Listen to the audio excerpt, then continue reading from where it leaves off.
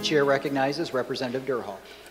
Thank you, Mr. Speaker. Today I offer an amendment to House Bill 4052. The amendment that I'm offering would allow our cities and municipalities to have the ability to choose whether or not they want employment fairness.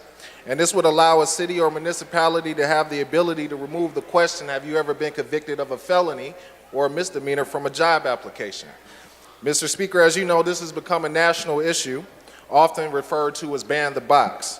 There are currently many counties, cities, and municipalities around our state who ban the box currently and provide employment fairness to our returning citizens.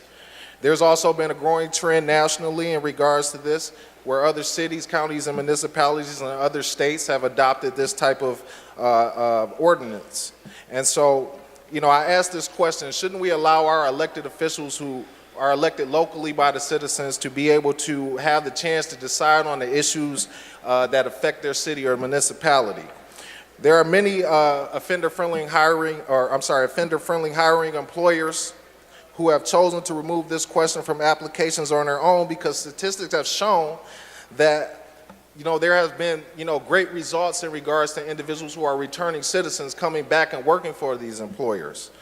These include Fortune 500 companies, and I never thought I would say this, but I actually found something I agree with the Koch brothers on, where they have eliminated that question from all their application and all of their hiring practices. And so, I want to paint a picture for you real quick, Mr. Speaker. As I speak today, there are approximately 44,000 people incarcerated in the state of Michigan, housed in 34 correctional facilities within our state. There are 72,000 parolees or probationers under the supervision of our state as well, and our prisons are currently overcrowded.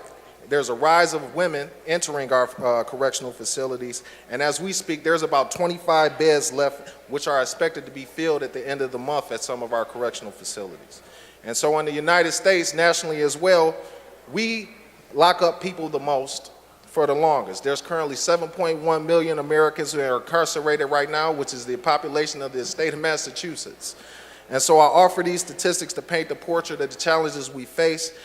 Really what it comes down to, Mr. Speaker, is jobs. When we release an offender from our correction system, if we want to protect our return on investment, we've got to create an environment that's conducive to do so. And so too often, returning citizens who come back into our communities are disappointed when they return because they're unable to find willful employment.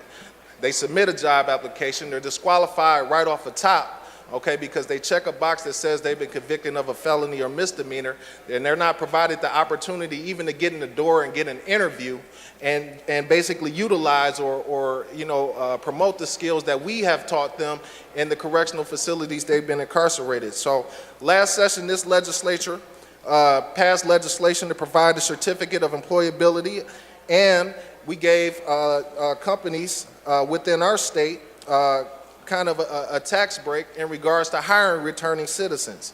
So to eliminate this would be to take a step backwards in regards to that. So Mr. Speaker, I really urge my colleagues that we take a look at letting our local governments be able to, do their own ordinances. They know what's best for their communities, and so I urge my colleagues to support this amendment. Thank you.